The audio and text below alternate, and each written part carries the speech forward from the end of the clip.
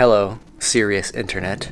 We're gonna set this down. We're gonna talk about serious things. The serious 7-inch Apex frame that flew at Mount Everest, serious chest cam, and serious salesmen selling you serious things that require you to spend your hard-earned dollars that you don't want to ever spend. You're in the comment section going, Mr. Steve, why is your stuff so expensive? I can't afford it, yet I spent $4,000 trying to put an ESC in this drone because it keeps bursting in the flames. kidding. All of that is made up, and I just figured I would make up a sweet story on the spot about all the comment sections and all the people I get that message me that say that they have constant problems with their stuff, and they're asking me why. But there are a lot of people out there that don't have constant problems, that build their own stuff, that have a perfectly good track record. So without further ado, let me just get into it as far as how I look at aircraft, and then we'll talk about these things. So in the long run, I've been doing this for almost 10 years now. Every time I go out and fly, I want to make sure that the aircraft that I flew a week ago that I haven't touched fucking works, okay? I don't want to have to go out and be like, no, well, I wonder if it's going to plug in. Oh, well, the ESC lit on fire. Oh, well, yes, I went through all of that. 2013, 14, 15, 16, I used to plug in aircraft all the time. Boom! Just fucking burst into flames, all right? I don't like that. I don't think anybody likes that, because back in the day when I used to crash a KISS 18 amps, they were like the size of a postage stamp. You crash them into something and it would literally burst into flames, kill the motor, the ESC, and the flight controller all at once. But it flew so well, that I constantly did it, even though I wasn't getting them for free, and the ESCs were like $35 a piece. It was just stupid, but I liked the way that it flew, so I was able to put up with it. And I also just tried not to crash. But moral of the story is I've been doing this a long time, and I get it. There is a formula that the internet has become accustomed to as far as a 5-inch drone, and there are a lot of people that like deviate from that and try to build different, like 3-inch drone, 2-inch drone, 1-inch, whatever, 7-inch, 8-inch, 10-inch. There are all these different facets of people that want to do certain things and want to make their own aircraft, but there's not a lot of formulas out there for all of these things unless you just want to dive into the internet and never come up for air for 3 months. So I don't want to spend too much time talking about it. I just want to tell you that I have a decent formula. I'm not saying it's the best formula. I'm just saying it's a decent formula for a 7-inch drone that flies for between 10 and 15 minutes. Now, if you want to fly DJI O3, that's kind of what I prefer as far as aircraft like this that I'm going to be flying far away with. Yes, you can fly farther on analog. Yes, there is issues with DJI. There's issues with everything, okay? I use DJI O3 on everything except freestyle stuff, okay? So anything that I'm flying, long range, I'm flying on a job, I'm flying somewhere where I don't know what I'm, getting into, and I want to just like go assess something. I'm flying O3, and then I will fly maybe analog, or I'll fly HD0, or I'll test things on the side as far as doing flippy floppy stuff. And I'll have another video talking about freestyle, because I know there's been a lot of people asking me like what I'm flying freestyle wise these days. Am I still flying KISS? Am I flying FET-Tech? Am I still flying analog? What camera am I using? All that stuff. So let's talk about that in another video, and in this one we'll just talk about this 7-inch drone. So let me do a little bit of background, and I won't spend too much of your time. This is a 7-inch Apex frame that was built by Impulse RC and Sean over there specifically. Him and myself, we went in to development and tried to figure this thing out as far as just extending the arms out to 7-inch so I could put a bigger prop on there and get a little bit longer flight time when I went to Mount Everest for the second time. The first time I went out there, I took a 5-inch with me. I just put 4S motors on there, so a 2306, 2300 kV, and I ran it on a 6S battery, and I was able to get pretty good flight times because the air was so thin. The upped kV with the same voltage from a 6S gave me a little bit more head speed, which also cut through the air a little better, worked out pretty well. So I kind of took that into consideration when I went back the second time, but I needed like 10 minutes of flight time at about 18 to 25,000 feet above sea level. I know there's not a lot of people that have flown at that altitude other than like Mavics and whatnot, so I kind of just guessed. I grabbed a 1730 kV motor, a 7-inch by 4-inch prop, 3-bladed propeller, and I ran a bottom mounted like whatever, I think I ran 2 6S batteries in parallel. Actually, I know I did, because I have the little bags right here that I used to stuff them in, and I'd put two 1830C batteries in these and run them in parallel, and I got whatever that is, I don't know, 4,000 milliamps or so. And I got about 5 to 7 minutes of flight time. But at lower elevations, the aircraft wobbled because the tune was kind of whack. But when it got up to 10,000, 12,000, 13,000 feet above sea level, the tune kind of fixed itself because the air was so thin it could run higher PIDs, basically is what I'm getting at. So, in long story short, I flew this thing on 6S. It just didn't ever really fly that well on 6S. Even at altitude, it just felt kind of lackadaisical. So one day I was like, you know what? Let me try to put a 4S battery on this thing and see what it does. Just see if I can slow that head speed down just a tad. Maybe the air isn't thin enough. It's not as thin as I really think it is. So I put a 5,000 milliamp battery from 2013 on it. This is a 5,000 milliamp 4S battery from TBS. It ran on the Discovery Pro. I don't know if there's anybody in here that remembers the TBS Discovery Pro, but it was a drone that had a little gimbal on the front of it. Basically around the same time as the Phantom 1, Phantom 2 came out, and it was an FPV drone. You could switch between the GoPro and the FPV camera, which was really cool, like in the actual goggles on an analog goggle setup. You could switch between the two, and they ran 2.4 video and 433 megahertz control link. A lot of dumb numbers that I'm just throwing at you, but moral of the story is that battery is really old, and I always keep it fully charged because it's my goggle battery and it somehow is still alive and doesn't puff. So I just slapped this goggle battery on this drone and I flew it with a GoPro, and I got about 12 minutes of flight time at about 15 to 17,000 feet. Obviously I took off at 15, I went up pretty high, dove some mountains with it, and I got about 10 minutes of flight time. So I was like, wow, this is pretty sick. What if I just geared the motors a little higher, gave me a little bit more RPM when I'm not at 10,000 plus feet above sea level? And that's kind of where we're at as far as this aircraft, which is the one that we'll be talking about today. So this is the Get FPV ready to fly Mr. Steele long range 7-inch Apex. And before anyone says anything, I am not the long range master. There are plenty of other amazing long range guys out there that are going to tell you, oh, you need lithium ion batteries, you need this KV motor, you need this prop, you need all of these things, and you'll get 15 minutes of flight time. And sure, you can do that if you want to dive down that rabbit hole on the internet. Be my guest. I don't have the time for that. I do have the time to fiddle with things, and I have had the time over the long term of me flying drones to understand a little bit about it, but I'm not going to dive down that crazy rabbit hole. If you fly 5-inch drones and you've always wanted to try to fly a 7-inch drone as far as like going further away and needing a little bit more flight time, that's kind of what I'm getting at, is like, if you don't want to spend a month of your time going through the internet to try to comb through what the best possible solution is, and then buying all those parts and building it and being like, oh crap, it doesn't work.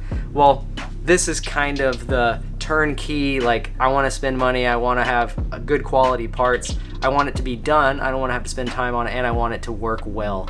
That's kind of what this is. So let me dive into a parts list. It's a little different from my drone that I took to Everest. Everest, I had the regular DJI stuff. I ran a GoPro on the top.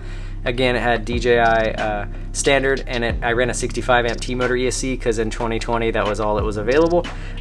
This newer drone that's completely set up like this has the DJI O3 system in it, so it's all like custom made. Obviously in the newer modern Apexes, the EVO specifically, it works perfectly with the O3 system, and it just like is turnkey. So if you have to swap a part or something, it's not like there's a janky there is a 3D printed part, but it's not a janky 3D printed part that holds this thing all together.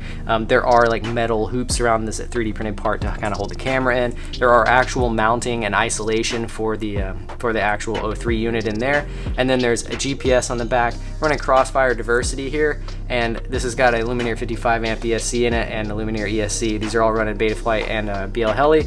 Again, yes, I do still fly FetTech, but on this, it seems like the Betaflight stuff with the GPS just works. It's turnkey, you don't have to worry about it. Seemingly it flies really well. I can show you. I'm going to go outside and fly this thing right now. This has a 5,000 milliamp 4S on it, and since I talk about the 4S, we'll talk about the motor. So again, these are 2507. I don't know if I already said that. They're 2200 kV, so it's a little bit taller stator than some of the stuff that I might fly, like a 2207 or 2307, 2307, like 1750 kV. So this is like a 4S motor, but it's a little taller stator at the 2507. And we're running an HQ 5x4x3 prop. Again, you can run kind of a different size prop, but I'm just giving you an example. This is the prop that I kind of put together with this formula, and with a 5,000 milliamp battery, I'm getting 12 to 15 minutes of flight time, depending on how you fly. If you fly fairly aggressively, it might be down to closer to 10 as far as like really ripping hard. If you fly like pretty conservatively and you're just cruising places and you're not fighting a crazy amount of wind, you can get up to 15 minutes with a 5000 milliamp 4S. I don't run a GoPro on this because the O3 system works pretty well. You can run a Bones on there, you can run a mini or a standard GoPro, and you can run a slightly smaller battery and you can still get about 10 minutes of flight time on like a 3500 or 4000 milliamp 4S. So again, this thing, they are ready to go. They're built exactly like this. They come from Get FPV, like set up like this. Again, like these days, I spend a lot of time working on jobs flying, and I spend a lot less time building. So I'm trying to like get a turnkey scenario that gives you the option to be able to buy it, and it honestly gives myself the option if I need to go somewhere and I want it to be set up a certain way.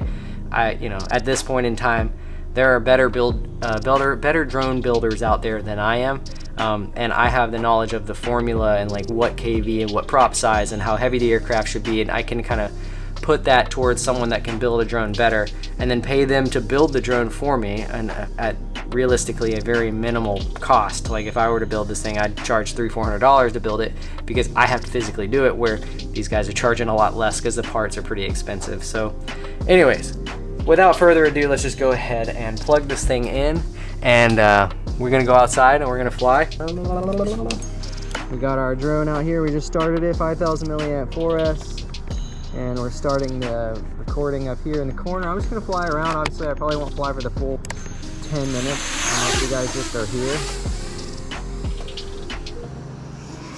I'm just gonna fly it kind of hard so you can see that it's still an aircraft that flies well, yet at the same time it's on 4S and it can be flown for a very long time. See what it turns. Again, this thing weighs about 1,000 grams, but with all those with all that extra prop area, you get all that extra bite. So the battery's yelling at me, but again, this is a 35C battery from 2013, so I'm not really that concerned with it.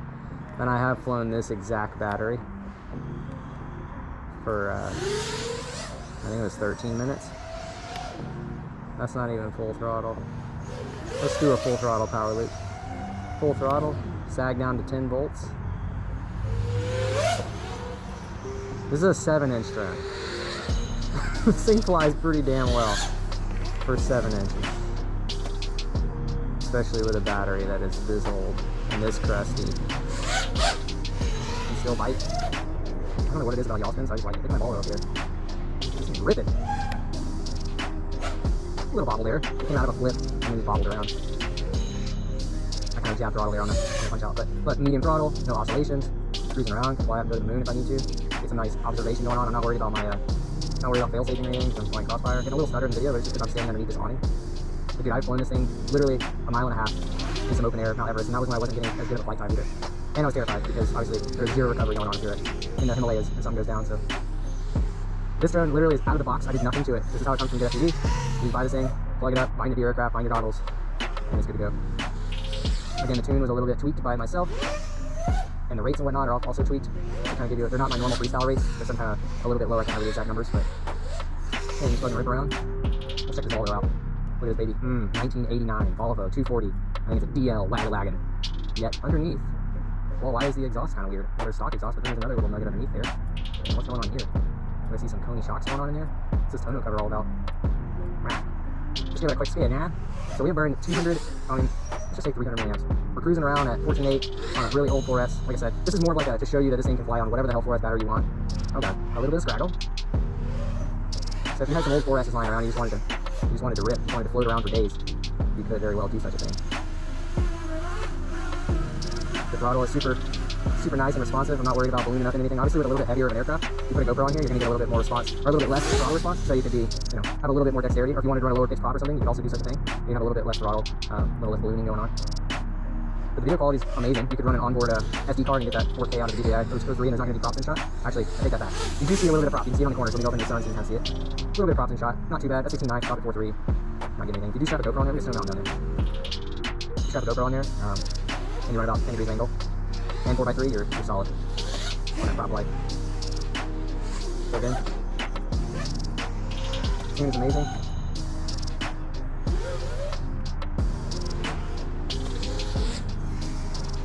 So we're coming up on about 6 minutes.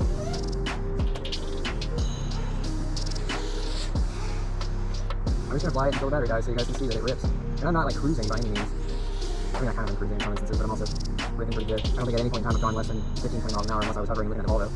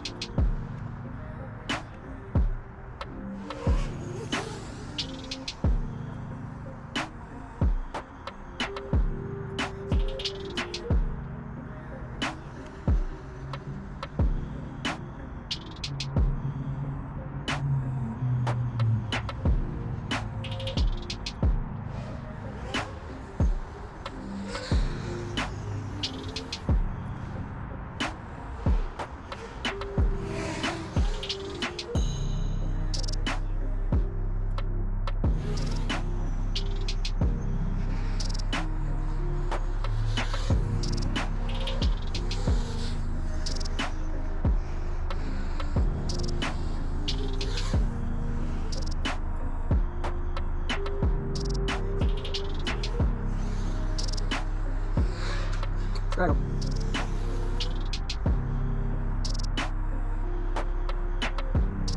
It's only telling me low battery because I'm like ripping on it. I'm just cruising around. It doesn't care. Super low amp draw. Video quality is amazing. Again, the battery is so old.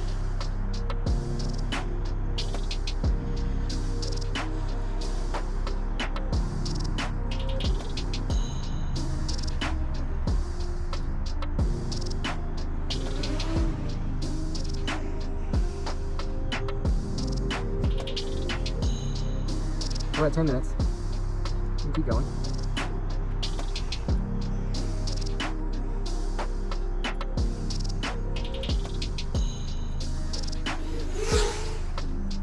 We could probably bring it in here in a second. Those batteries are 13.5.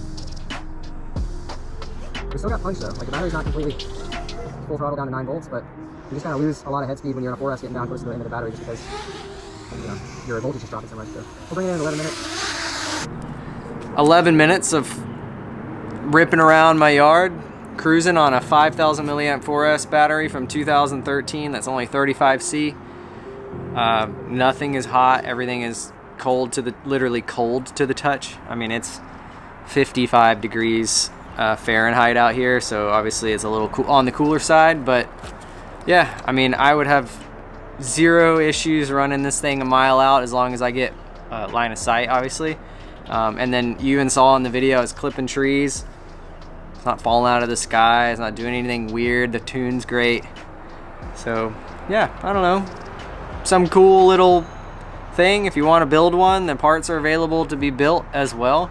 But if you want just like a turnkey scenario, this is it. The 4S 7-inch APPAREL from Impulse RC and sold at Get FPV with ETHiX products and DJI O3 and TBS Crossfire diversity. Yeah, I hope you enjoyed this video. It was not a paid advertisement at all. I'm not technically, no one paid me to do this. I'm just talking about this aircraft because yes, it is for sale, and yes, I do have a company that makes products for it. So you know, whatever, do with that what you will. This is what I do for a living, so if you want me to continue to do it and you like what I do, you can leave a comment section. You can leave something in the comment section and say, Mr. Steve, you should, or you can say something nice. I don't know. Both are good. They both help the YouTube algorithm that I don't give a shit about. So anyways, I appreciate you guys. You've been with me for 10 years now. This is something that I enjoy doing, and I hope you will continue to follow this whatever journey of my life of me flying drones and doing car things. And I just appreciate you for supporting me all these years. So thank you so much. And I will hopefully see you in another video in a couple days. Happy, I don't know what today is. Happy today. See ya.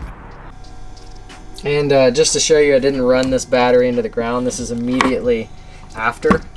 And the voltages are 3.7, right, 3.69 roughly. And then we got some little stragglers up in there. So yeah, didn't even take the battery down below. I mean, I probably could have flown for another minute and a half. And like I said, this battery, if nobody believes me, sorry, it's a 4,500 milliamp 30C TBS battery.